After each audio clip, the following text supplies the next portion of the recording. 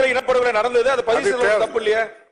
அப்படிப்பட்ட ஒரு இனப்படுகொலையான உள்ள மக்களுக்கு நம்முடைய முத்தமிழறிஞர் கலைஞர் அவர்களின் அரசு கடந்த காலத்தில் உதவியது போல் இன்றைக்கு நம்முடைய தளபதி அவர்கள் தமிழீழ மண்ணிலிருந்து இங்கு புலம்பெயர்ந்து வந்த மக்களுக்கு 300 கோடி ரூபாய்க்கு நலத்திட்ட உதவிகளை வழங்கி இன்றைக்கு ஓட்டு போடுகின்ற உரிமை, இரண்டாவது இரட்டை குடியுரிமை தவிர்த்து ஏனைய இந்திய குடிமக்களுக்கு கிடைக்கின்ற அத்தனை உதவிகளும் செய்திட்ட மாண்புமிகு தமிழ்நாடு முதலமைச்சர் அவர்களுக்கு நான் நன்றி கூறி, குறிப்பாக அங்கு திரிகோணமலை, வவுனியா, அம்பாறை, கிளிநொச்சி, மட்டக்களப்பு போன்ற தமிழர்கள் முழுக்க முழுக்க வாழ்கின்ற பகுதிகளில் அவர்கள் பசியிலும் பட்டினியாலும் வாடுகிற ஒரு சூழல் இருக்கிறது.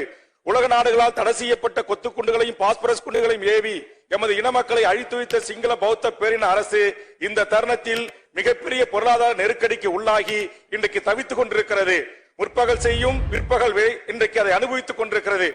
மீண்டும் இந்த சட்டப்பேரவையில் இப்படி ஒரு தீர்மானத்தை கொண்டு வந்து ஒன்றிய அரசுக்கு உரிய அழுத்தத்தை தந்து இன்றைக்கு 40,000 டன் அரிசி, அதுபோன்று 137 உயிர்காக்கும் மருத்துவ பொருட்கள், பால் பவுடர் 15 கோடி ரூபாயில் என்று 123 கோடி ரூபாய்க்கும் அதிகமான இந்த பொருட்களை அங்கு அனுப்புகின்ற மாண்புமிகு தமிழ்நாடு முதலமைச்சர் அவர்களுக்கு இந்த வேளையில் ஒரு வேண்டுகோளை முன்வைக்கிறேன்.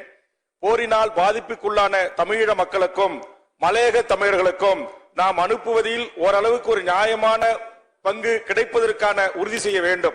கடந்த காலங்களில் முத்தமிழறிஞர் கலைஞர் அவர்கள் முயற்சியால் அனுப்பப்பட்டதை பௌத்த சிங்கள பேரினவாத அரசே முற்றுமுதலுமாக தனதாக்கி கொண்டிருக்கிறது.